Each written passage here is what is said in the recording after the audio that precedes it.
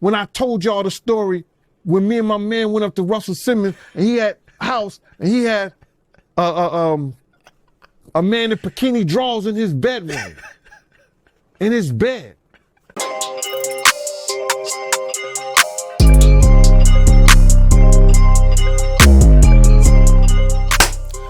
What up, Sknightnation? It's your boy, Stevie Knights. About to get on one of these things, you feel me? Was good to watch.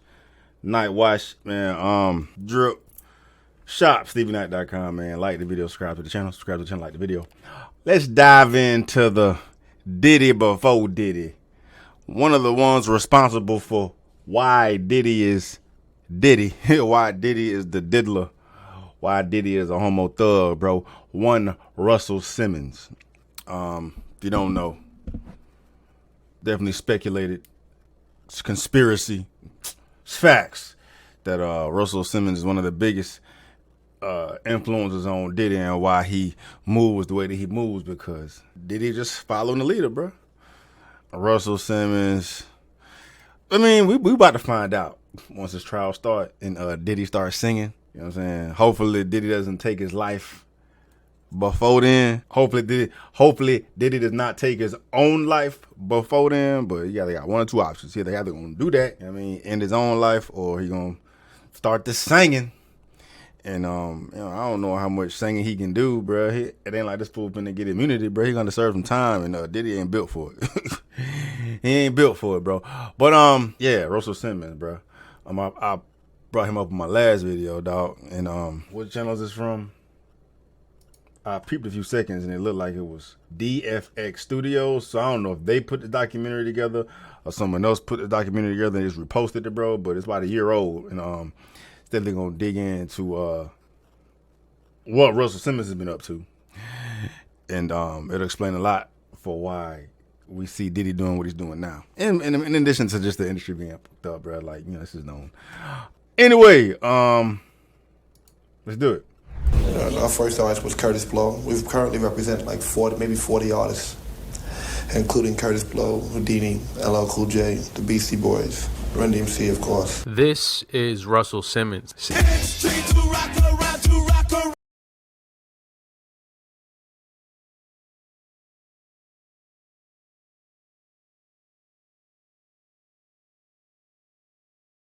I'm not trying to be known. Simmons is probably best known for being co-founder and former CEO of Def Jam Records. During his early years, he managed many notable artists such as Kurtis Blow, LL Cool J, Run DMC, the Beastie Boys, and many more. His resume spans over 40 years, and he's been incredibly successful across multiple industries. A hip-hop mogul, serial entrepreneur, and big-time yogi. Simmons was on top of the world, but his reputation and legacy took a turn for the worst back in 2017 when 13 women accused him of sexual assault, sexual harassment, and even rape. Simmons has vehemently denied these accusations and has kept a low profile ever since resigning as CEO of Def Jam and relocating to the island of Bali. Many of the alleged incidents took place at the very beginning of his career, starting in the early 80s. Don't that sound familiar? It's at the very beginning of his career, starting in the early 80s. Simmons was already well established in the emerging hip-hop industry. He worked as a promoter and was managing several acts. If you owned a club and wanted a hip-hop act, Simmons was the guy to call. It all started one night in 1977 when he first heard an artist named MC Eddie Chiba rapping in a nightclub. I walked in Charles Gallery in Harlem, and there was a rapper by the name of Eddie Chiba. And he was spitting rhymes, and people were responding to him. He said, "Who make it sweeter? Chiba, Chiba, Chiba." This was his first time discovering hip-hop, and he described it as witnessing the invention of the wheel. From there, he would become immersed in the culture, throwing parties and hosting events, looking to network with up-and-coming rappers. Simmons attended the City College of New York in Harlem, and it was there where he met fellow student Kurtis Walker, also known as Kurtis Blow. It was 1979, and the hit record Rapper's Delight was making its way through the airwaves. Here's Wonder Mike, Hank, and Master G, the Sugar Hill Gang.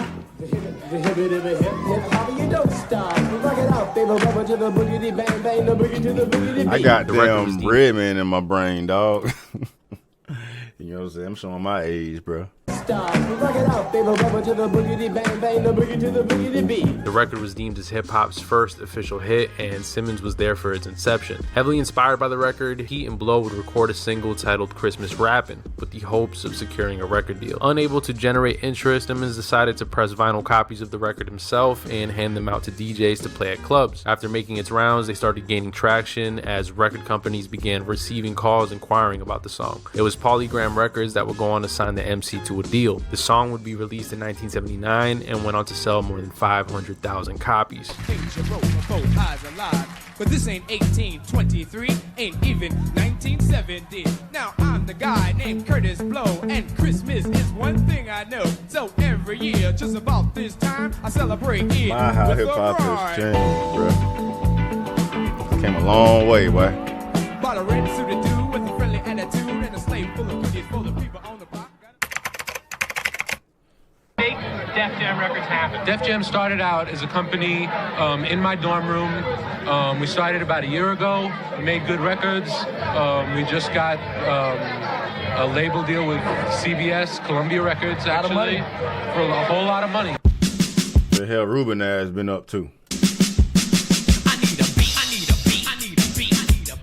It's 1982, and Simmons' younger brother Joseph, also known as Rev Run, formed a hip-hop group with his friends Daryl DMC McDaniels and Jason Jam Master Jay Mizell. Simmons would help co-produce their first two records titled It's Like That and Sucker MCs. The group would secure a record deal with Profile Records, and their debut album in 1984 became the first ever rap album to be certified gold. With the success of the first LP in America, is Run DMC's music a compromise to capture a mass white audience? So we just make what we like to make, and usually what we like, a lot of other people like also. So whatever we feel we want to make, we just go ahead and make it, and if it's successful, then we're glad.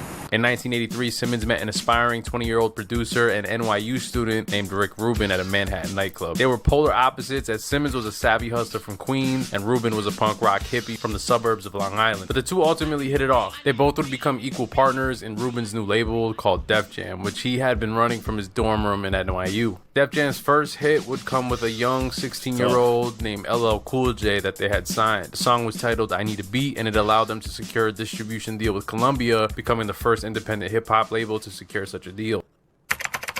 That's my thing, though, bro. Like, I'm about to get on my motherfucking soapbox, dog. But you got individuals, artists, very monster figureheads within the industry that have to know everything.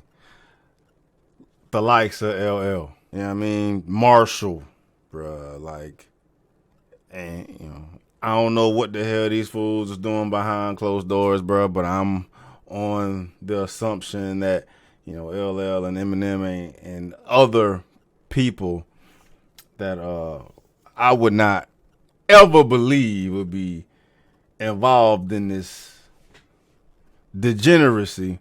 Like, why wouldn't these fools speak out at this point in their career, bro? Like, y'all ain't got to lose, bro. Y'all know about it. If y'all know about it, but like, how the fuck do y'all not know about it? You know what I'm saying? How the fuck do y'all not know about it, bro? Y'all done heard the victims. Y'all probably got graphic details about what the hell been going on behind closed doors and shit. Like, ain't nobody said nothing about nothing, bro. And it's like, at this point, the cat is out the bag, homie, for the artists that already have made it. You know what I'm saying? The LLs, the Eminems, the Method Mans, I'm having a brain fart. The Lil Waynes, the Nas. Like, these rappers, these people that have been within the industry for decades. And if y'all ain't involved in it, y'all haven't got y'all's hands dirty with none of this shit, why the fuck wouldn't y'all speak out and call this bullshit out, bro? Because, hey, believe that, because the truth is coming, bro. The farther we progress in society and the more technology advance and the more soft people become and more victim mindset people become, bro, the truth is going to come to the light, dog, right? So it'll be who of y'all motherfuckers to get on the right side of history, bro. Unless all y'all motherfuckers is in cahoots. But like all of y'all, bro, all of y'all, dog. If I'm a motherfucker that's been doing this shit for the longest and I don't give a fuck what y'all talking about, nah, bro. Them motherfuckers did it. They've been doing this shit for the longest. I'm standing on business. I'm not going to associate myself with any of this bullshit at all. I'm out here to focus on the truth.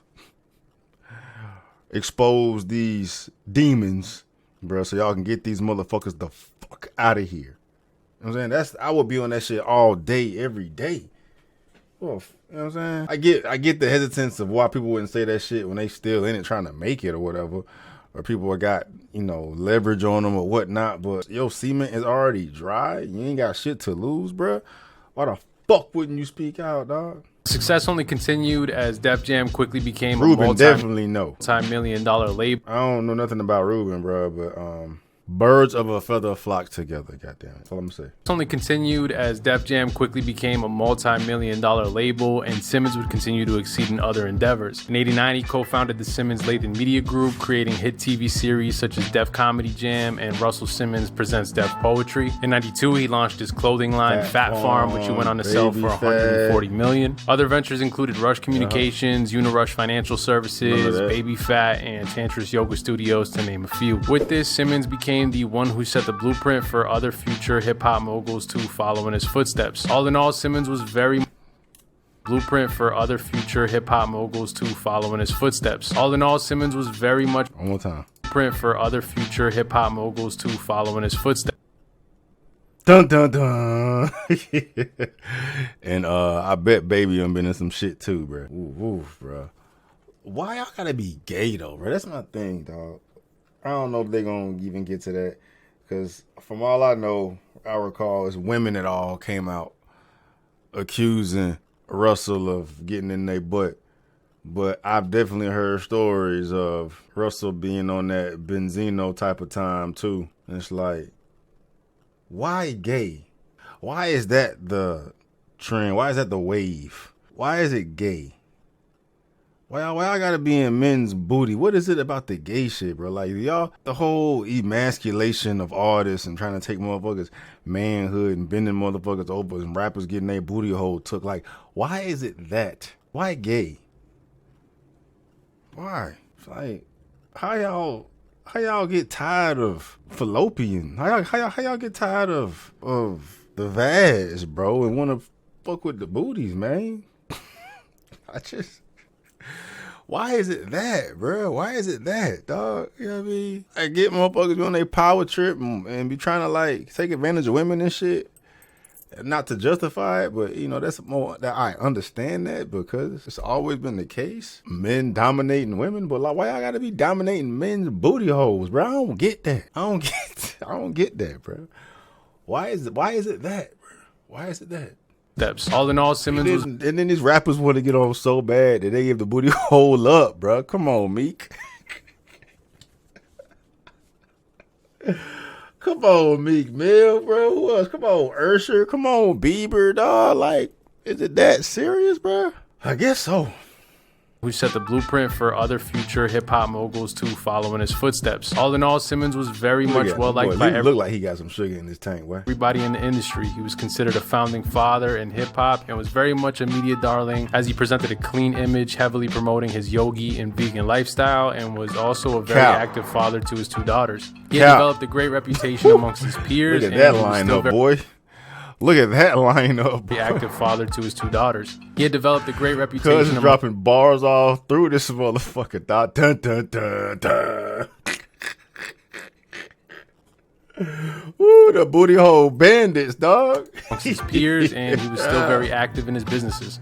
But everything took a drastic turn in 2017 when his life and legacy would change forever.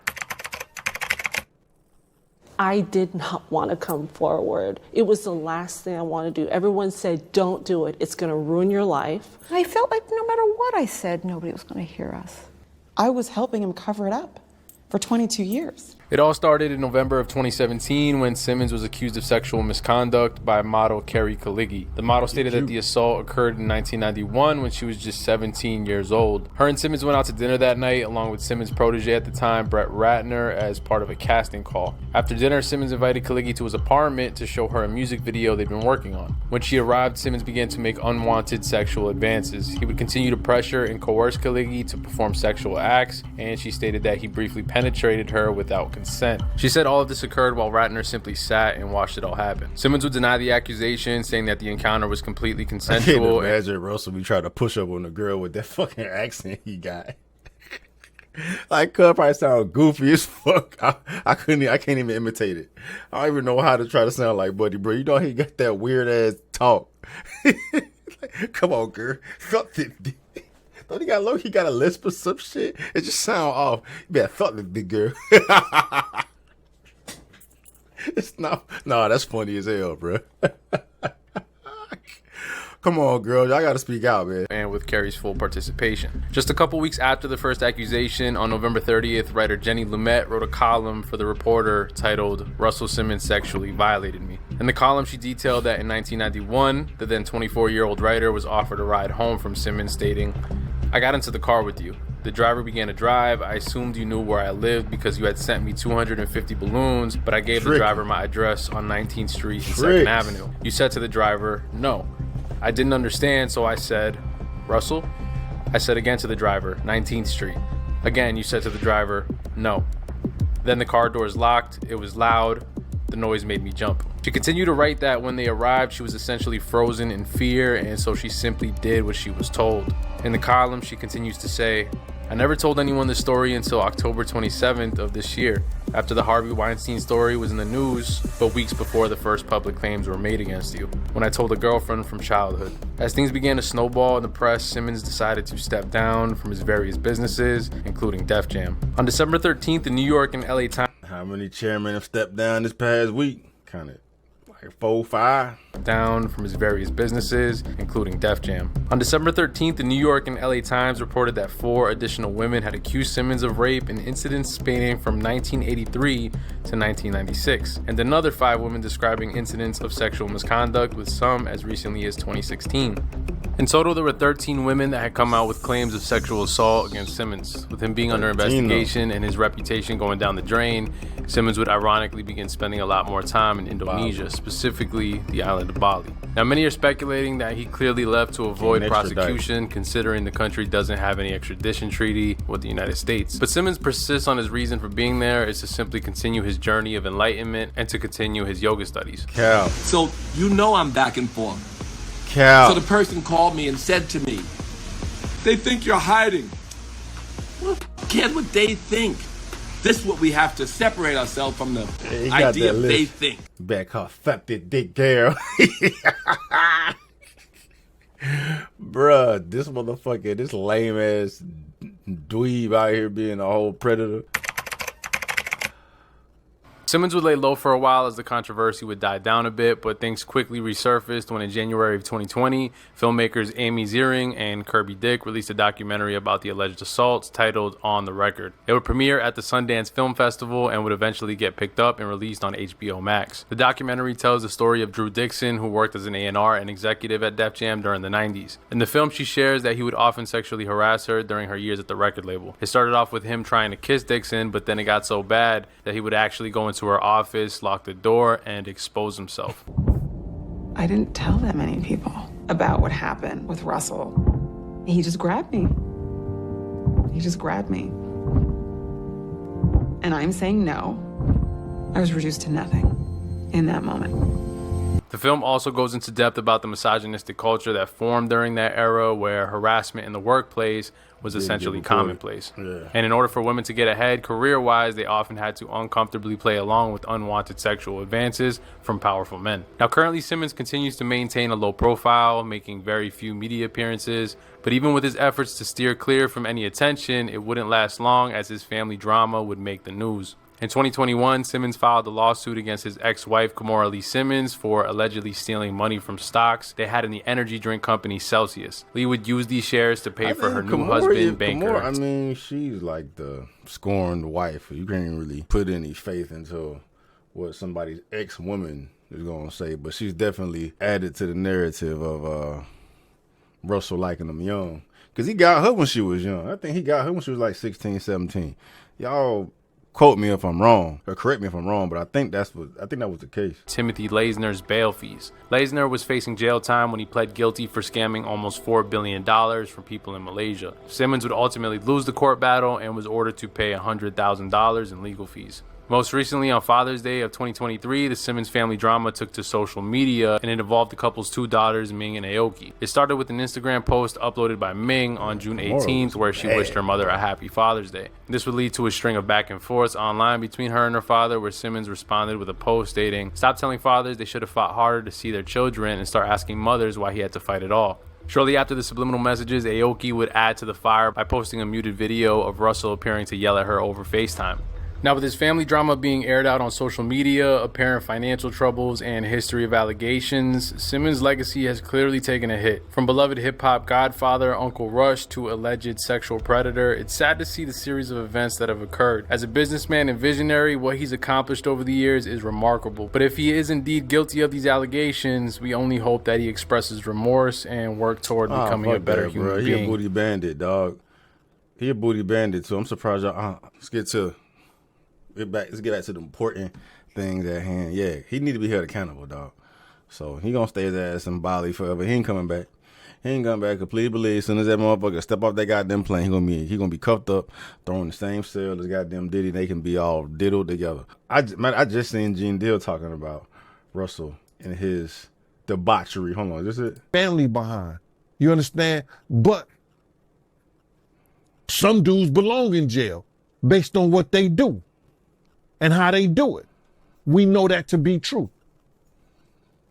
And it's just this situation, man, when they get down to all the facts and all what happened, he may belong in jail, bruh. And that's not my doing. That's not Cassie doing. That's his doing and his learned behavior from the people that mentored him.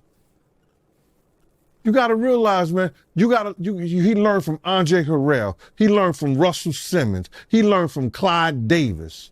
You understand? When those people are telling you that they were heavy into the drugs, they was heavy into beating women and doing things at that age, at that crazy stage, that's going to make him think that he could get away with the same thing that they was getting away with back then.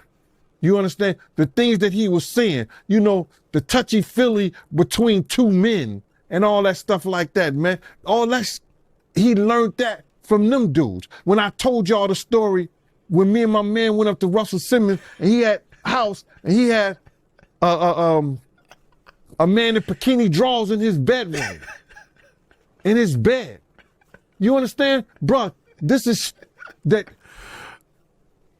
he learned. I'm assuming he learned it from them. Let me put that. And I'm not going to say alleged because I saw that for my own self. My man was with me, Slick was with me, and we saw that for our own self. You understand what I'm saying? So but that ain't it. I'd have to pull some other clips, dog. But yeah, that's just I don't get the gay shit, bro. But anyway, wonder why Diddy is a demon out here. Because these motherfuckers have laid the blueprint for him to go ahead and be the diddler. For real, man. But yeah.